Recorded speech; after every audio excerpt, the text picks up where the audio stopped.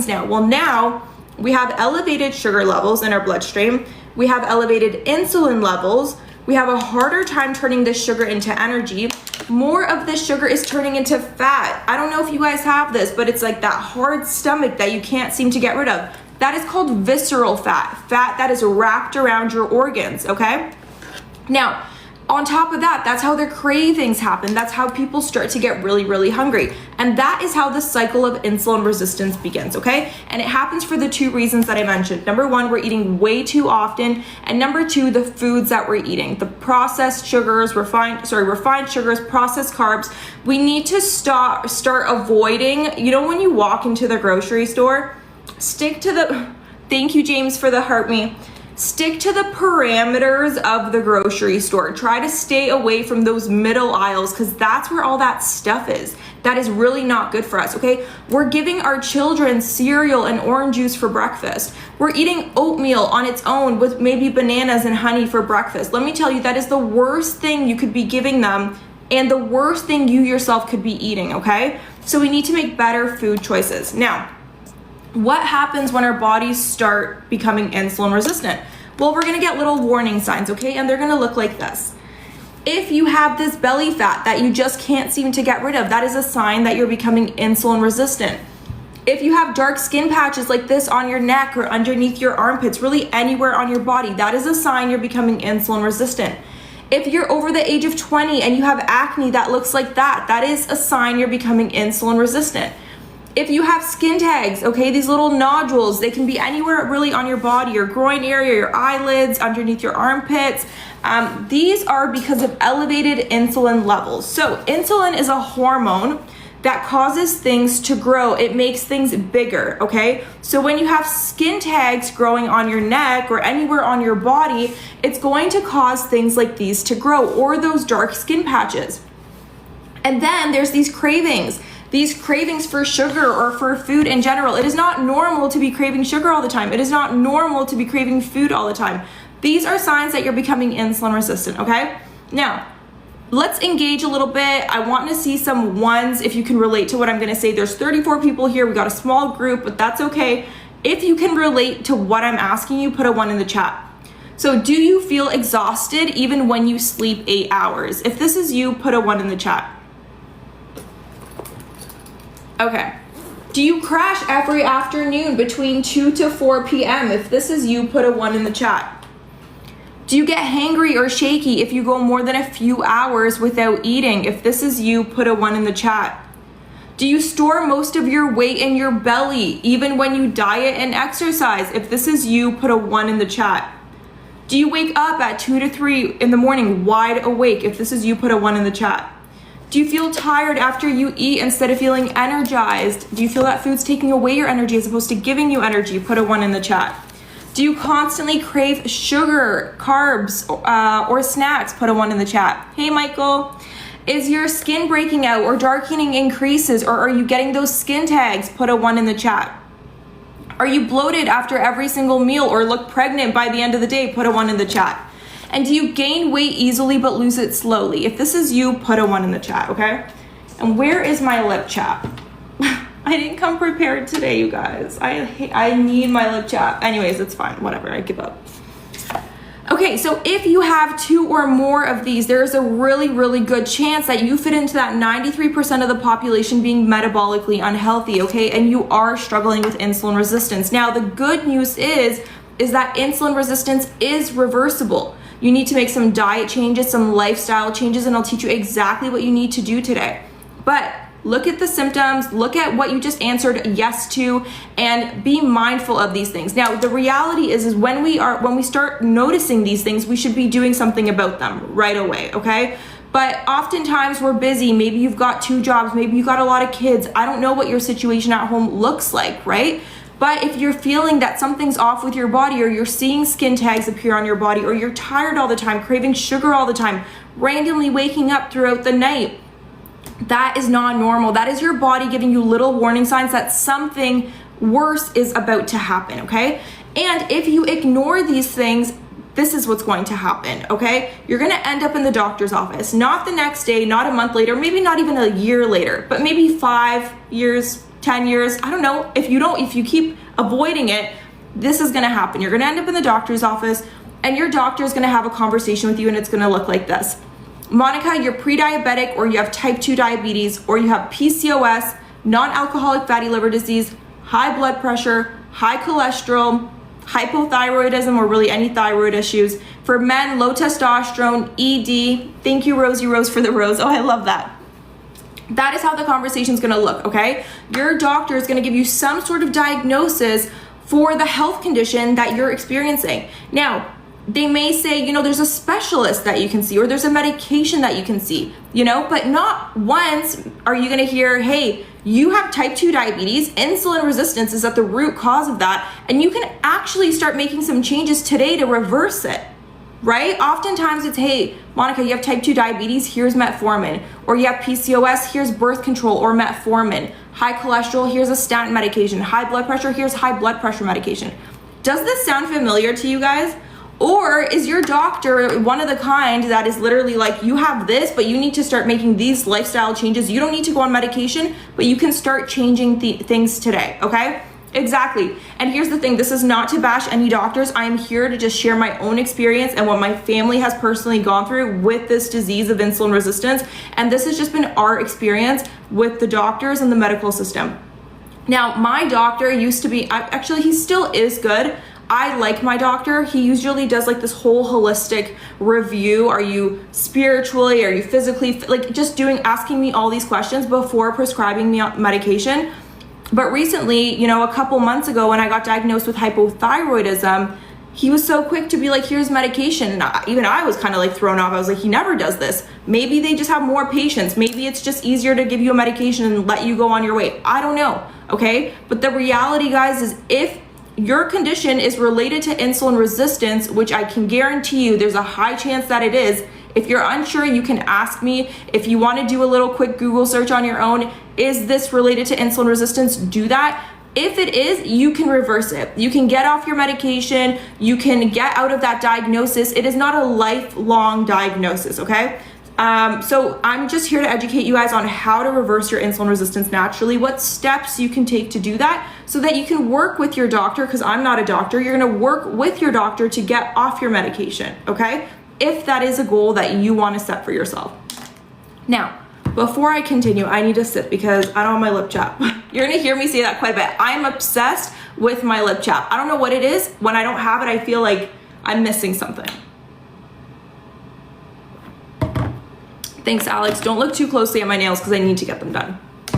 Probably shouldn't have even said that. But anyways, okay, so we're gonna talk about how to naturally reverse our insulin resistance. I'm gonna give you the exact blueprint that you're gonna start doing tomorrow or today, and you're gonna start applying these things, and you're gonna do this on a consistent basis because you didn't just get sick overnight, okay? It was years and years and years of diet choices, Haley diet choices, lifestyle choices, and it's gonna take some time to change it. But if you stay consistent with what I'm about to explain to you for 3 to 6 months, you will reverse your insulin resistance and you'll be able to get off your medication if that is what you choose to do, okay? Because one thing I wanna make very clear, guys, is the medication that you're on is managing your symptoms, okay? It's not it's not getting to the root cause. The root cause is insulin resistance, okay? So it is just managing your symptoms. Hard Rocks, yes, you can text my inbox, no problem.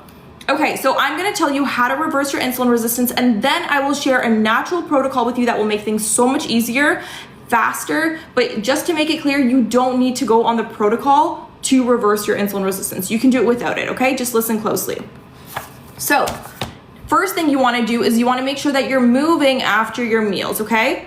What's insulin resistance? Alexander, insulin resistance is when our body stops responding to insulin properly, making it harder for our cells to use sugar for energy. So essentially, when we eat, we spike our blood sugar. Insulin is a hormone released from our pancreas. It rises, it takes this sugar and moves it into the cells so that they could use it for energy. But when we are insulin resistant, our cells stop responding. So now we have so much blood sugar, sugar in our bloodstream, we have a lot of elevated insulin, and that is happening because number one, we're eating way too often, and number two, the foods that we're eating are just not good for us, okay? So this is how we start reversing it, okay? You're gonna do this every day. Number one is moving after your meals. Now, you may look at me and be like, isn't that obvious? Yeah, maybe it is, but it's really difficult for a lot of people to move after their meals. You're welcome. Because I asked you earlier, do you feel that food takes away your energy as opposed to giving you energy? Some of us just want to eat and lay on the couch and go to bed. Like, that was me, guys, for so many years. I was struggling. I would go to the gym, come home, eat breakfast. I would be out 2 to 4. I was just dead, okay? Could not wake up. I was so tired. So moving after your meals is crucial. When you eat, you need to go for a 10 to 15 minute walk after you eat your food, okay?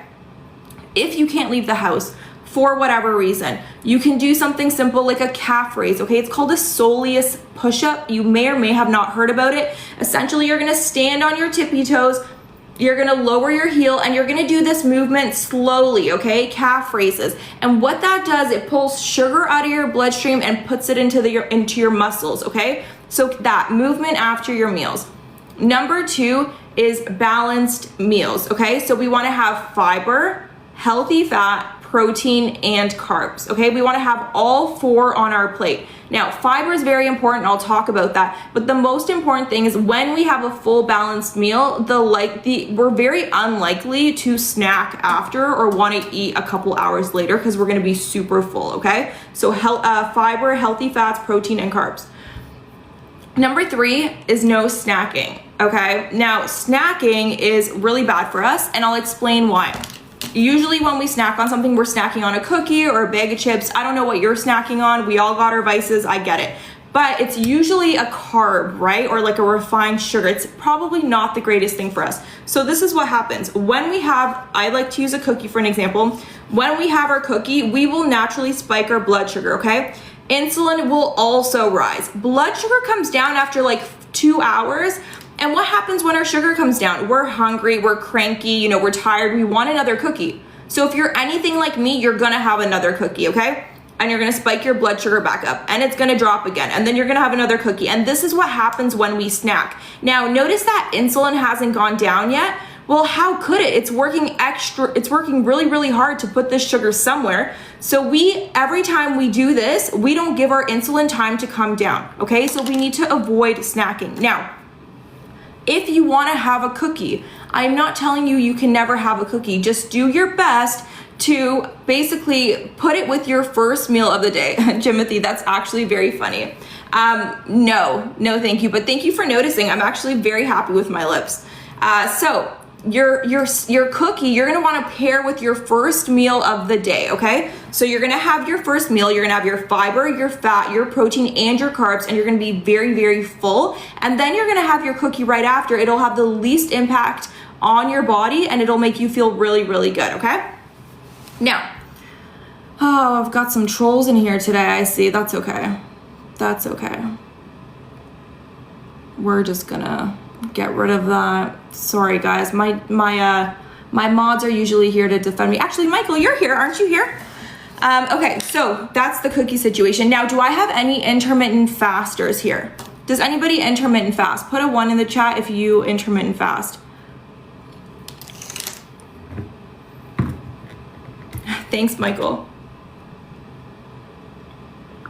Okay, beautiful. So we have some 1s in the chat, amazing. Now, let me just turn the heat down because it's really hot in here. Oh my God, it's 25 degrees in here. What the heck? Okay. Okay, perfect. So we have some 1s in here. Now, let me explain what intermittent fasting does for you and why it's so beneficial, okay? Especially when we're insulin resistant. So when we wake up first thing in the morning, our insulin is low. We want to keep our insulin low because when insulin is low, fat's got to go. That's when we start burning fat for fuel. That's when you start to notice your love handles fall off. That's when you start to notice that you're losing weight, okay? So we also need to know 2 things. Our body has 2 fuel sources, okay? We're either burning sugar or we're burning fat. We want to become metabolically flexible. There's a lot of muting happening here. What am I missing? Michael, I know you're on it, but like, anyways, okay, I'll keep going. So we want to become metabolically flexible. We want to go between burning sugar and burning fat. Now, the problem is when we wake up first thing in the morning and we have our coffee with oat milk, almond milk, regular milk, just sugar, what we will do is we'll spike our blood sugar, okay? And then we're gonna be on a blood sugar roller coaster the entire day. We don't wanna do that. So unless you're having black coffee, if you're having black coffee or black tea, you're in the clear. But otherwise, we don't wanna have any of that. We're gonna skip breakfast, okay? Because breakfast doesn't mean wake up, eat first thing in the morning. No, breakfast means breaking your fast. And you can do that at any given point throughout the day. So we're just gonna do it later, okay? So it's early in the morning. I'll use myself as an example. I wake up at 7. I don't have anything, I don't eat anything, and I'm burning fat for fuel, okay? I'm pushing my first meal out further into the day, okay? Why don't we just cut the milk and cream? You can cut the milk and cream and just have black coffee, that's no problem. So you're gonna push your first meal out further into the day, okay? So I'm fasting between 7 and 1, that is just me personally. Now it's 1 o'clock and I'm gonna have a well-balanced meal. I'm gonna have my fiber, my fat, my protein, and my carbs. So what's gonna happen when I eat my first meal of the day? Well, my blood sugar is gonna rise. Insulin will also rise, okay? Blood sugar will come down after 2 hours. Now, because I'm so full, I just had such a satisfying meal, I'm not hungry, I'm not gonna eat for another 5-6 hours, right? So my insulin has time to come down because insulin comes down within 4 to 6 hours. So now, stevia with coffee is okay. So now your blood sugar is down and your insulin is down. And guys, that is what we want because when we are insulin resistant, our blood sugar stays elevated all the time and so does insulin. So now that both are down, this is how we start working on insulin sensitivity. Now, I'm not gonna eat for another 5 hours. So 6 o'clock comes around and that is when I'm having my second meal of the day. I eat twice a day, really balanced meals, and that is it. Okay, so we are insulin resistant for 2 reasons. The foods that we're eating, but also we are eating way too often. So if I wanna become insulin sensitive, what do I need to do? I need to eat less often. Okay, does that make sense? Put a 1 in the chat if that makes sense. Put a 1 in the chat if that makes sense. All these comments are getting muted. I kind of want to know. Tay, it doesn't make sense? What do you need me to clarify? Okay, I see a lot of 1, so I think I made sense, but if I didn't make sense to you, maybe you can send me a private message and I can explain things a little further. I don't mind doing that. I'm glad that you guys understand what I'm saying, okay? So that is intermittent fasting. So far we have moving after our meals, we have balanced meals, fiber, fat, protein, carbs, no snacking, and intermittent fasting, okay? Number 5, the one I really want to talk about is fiber, guys. We are all of us, I don't care what you say. Okay, maybe 2% of us are not, but majority, okay, 95% of Americans are deficient in fiber, okay? And this is not our fault because the food industry has stripped fiber from our foods. So just to give you an example, 1 orange back in the day, okay, 1 orange of this size had more fiber than 8 oranges of this size do today.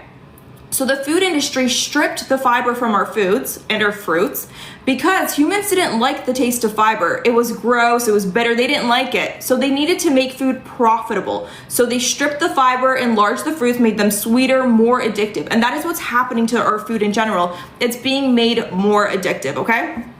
So it is our responsibility to put fiber back into our meals somehow, whether it's through a supplement, whether it's through a bowl of veggies, chia seeds, I don't know what works for you. Make sure you're getting your fiber in before your meal. Fiber, what this does, and this is why people used to not get as sick, like the health conditions that exist today, guys, didn't exist hundreds of years ago. Like maybe some of them, but every day there's like a different health condition. Somebody's being diagnosed with a new condition. There's just, people are getting more sick and more sick. And fiber was the nutrient that was preventing a lot of these sicknesses from happening because fiber helps slow down the sugar absorption into your bloodstream, creating less of a blood sugar spike. So our blood sugar spikes were controlled and managed, but now with no fiber, they're just out of whack. Like this is what's going on. So we need to make sure that we're putting fiber into our meals and having the fiber first, okay? Now, protein. Because I just told you that we're gonna be intermittent fasting and we're gonna be eating 2 meals a day, depending on what your weight is, technically, if you wanna be accurate, you should be having 0.8 grams of protein per weight. Now, whether you just try your best to get close to that. But my point is if you're eating 2 meals a day and you're telling me, Monica, you know, I am going to have 2 eggs for breakfast and that's it, I'm gonna tell you that that's not enough protein, because it's not. You need to make sure that you're getting at least 40 grams of protein per meal, okay? Aim for that to start. And then if you can up it a little bit, that's even better, okay?